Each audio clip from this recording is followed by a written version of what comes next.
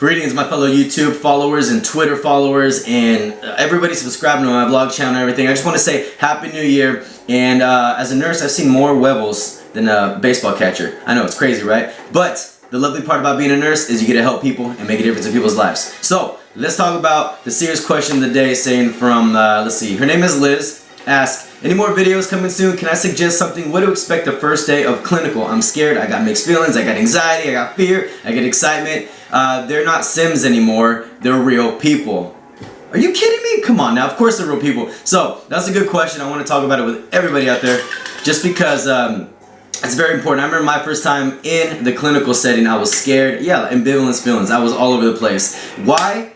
Because I wasn't prepared. So, for everybody out there, first day of clinical, understand this. Prep very, very thoroughly.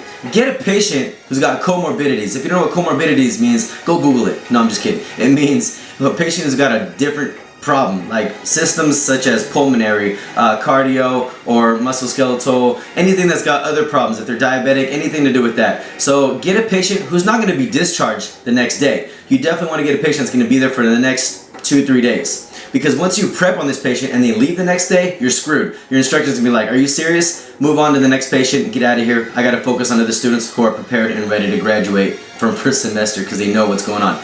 So definitely guys, if you're gonna prep comorbidities, get a patient who's got a thorough, history on what's going on with them. Make sure they're pretty much sick. You don't want to get a patient who came in with a fracture on their left ankle and they're leaving the next day, right? That's not going to be accurate at all for you, and you're going to look kind of dumb as a nursing student.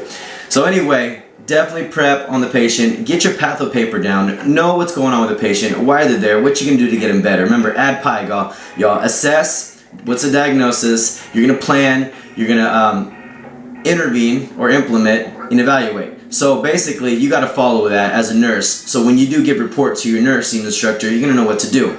The medications, write them all down. The side effects, adverse reactions, what the medication's for, how the how it breaks down in the body. Because your instructor is going to expect you to know that. You're giving medications to people that are family members and you as a nurse are in their hands. So you have to make sure you do your job and know what you're doing. You don't just push it just because the doctor says, oh, I want you to push it. Well, I'm only giving it because the doctor told me to. Wrong answer. You got to give it because you know what you're doing and you're giving the patient their medication to get them better.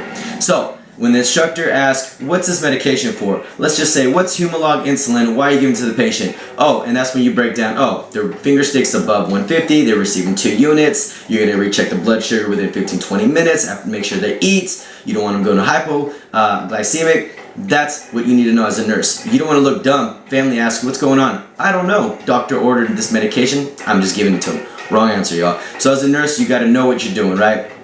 So that's the medications. Get a patient who's got comorbidities, break down the patho, and then the next day, what I recommend, drink a cup of coffee. Make sure you're on point when you get to work or your clinicals. Just because your nursing instructor, the nursing co-workers there, nursing charge nurse, they're going to be watching you. They want to make sure you do very, very well. Good job. And also whenever you're passing medications and doing that, they can see how well appropriate you are as a nurse. They can hire you. It's always a positive thing when you go to work and know what you're doing, because people talk. Yeah, I do this. People talk and they know who you are and they can probably hire you in the future. So I recommend get a cup of coffee, be on time. And when I say on time, don't be on time is late. You got to be early because that's on time. If that don't make sense, rewind that because I probably spoke too fast. Come on, guys, you gotta comprehend and be on my level.